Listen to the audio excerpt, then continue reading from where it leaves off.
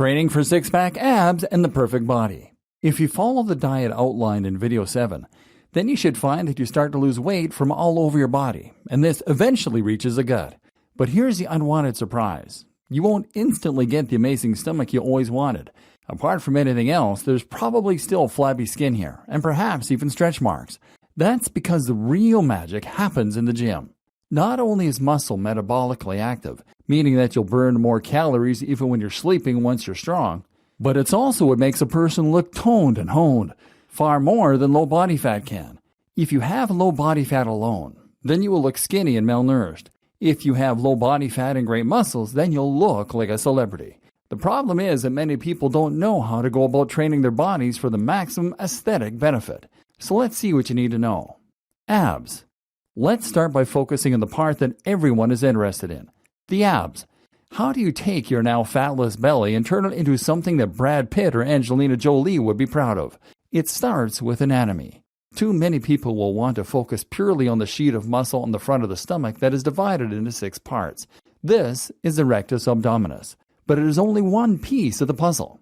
What's actually more important in many ways for people looking to get rid of belly fat is the transverse abdominis. This is the band of muscle that wraps around the stomach and lower spine and works to support the back and act like a girdle. The good news is that if you train this part of the stomach, then it will work to actually hold in the gut. Now, even if you haven't managed to get rid of all the excess flab around your belly, it will look instantly less noticeable. So how do you train the transverse abdominis? It comes down to anything that involves holding your body in the plank position. So plank is a good one then. Or breathing in and bringing your belly button up to your spine. This is the idea behind stomach vacuums, or what is sometimes lovingly referred to as the cat puke exercise. Essentially, you need to go on all fours and then practice pulling your belly in towards your spine. Hold for 10 seconds, then repeat. Another important part of your midsection are the obliques. These are muscles on either side of the abs which run and point downward toward the center. Getting a great set of obliques is a surefire way to add a lot more detail that results in a much more ripped final impression. To train the obliques, you simply need to perform sit-ups with some kind of twist at the end. That might mean literally twisting backward and forward, or it might mean using a punching bag. All this is not to say that the rectus abdominis isn't important too. It is. And this is what will give you the vaunted six-pack look after all. To train this layer of muscle, it's useful to first have a good idea of how it operates.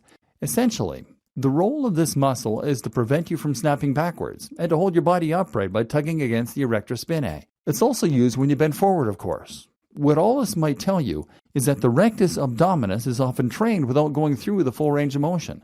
This is why performing sit-ups over a Bosu ball can be a good way to stretch it out and to challenge the muscle fibers that often get missed. Another powerful tip if you want abs is to try and add resistance to your training. That might mean doing sit-ups while holding a weight plate, or it might mean using machines that provide more of a challenge while crunching in the gym. Either way, lifting heavier will help you to grow bigger and more defined, and this definition is what you need for your abs to stand out. Some people might contest that last point and say that strengthening the abs will do nothing for the appearance. The easy way to contest this statement is to try contracting your abs right now while looking in a mirror. What you'll find is that they instantly become much more visible, which is simply because they're now bigger and firmer. Train with some resistance, and this is what your abs will always look like. Weight loss. Of course, you can also use exercise in order to encourage more weight loss, and this will indirectly lead to better looking abs. There are plenty of exercise programs that you can use in conjunction with the diet in this video course, but ultimately the right one will depend on your specific goals and your training style. One more rumor that you need to dismiss, though, is the idea that you need sub 10% body fat in order to see abs. I know this rumor to be false, as I'm sitting here at around 15% and you can see my abs. The same goes for an actor such as Chris Evans, Captain America. He is not insanely shredded and probably has a body fat percentage of around 10 to 12%. He still looks amazing, which is thanks to the large, thick muscle that he has built up. But what is the best option for weight loss?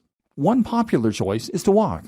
This is a form of exercise that won't trigger a fight or flight response, meaning you can do it often and without feeling more tired at the end of a long day. Running is great, but you can only run so many times a week, and it's not highly practical. You arrive everywhere sweaty. Walking, though, is something you can fit into your daily routine, and that you can do often in order to keep burning large amounts of fat. Another good option is HIIT. This is high-intensity interval training. and it essentially involves switching from training that uses slow, easygoing cardio to training that involves going nearly all out for short bursts. This is ideal for using up glycogen, which, as we've seen, can help to prevent sugar from ending up as fat or traveling through the blood. What's more is that this means you actually burn more fat for the rest of the day, as you don't have the glycogen stores to fall back on. And lastly, consider concurrent training. This simply means that you are combining cardio with resistance training, doing some kind of repetitive task quickly with added weights. A good example might be using a stationary bike on the highest resistance settings, or using the battle ropes. This uses a lot more energy than simply doing cardio, and has the added bonus of toning muscle at the same time.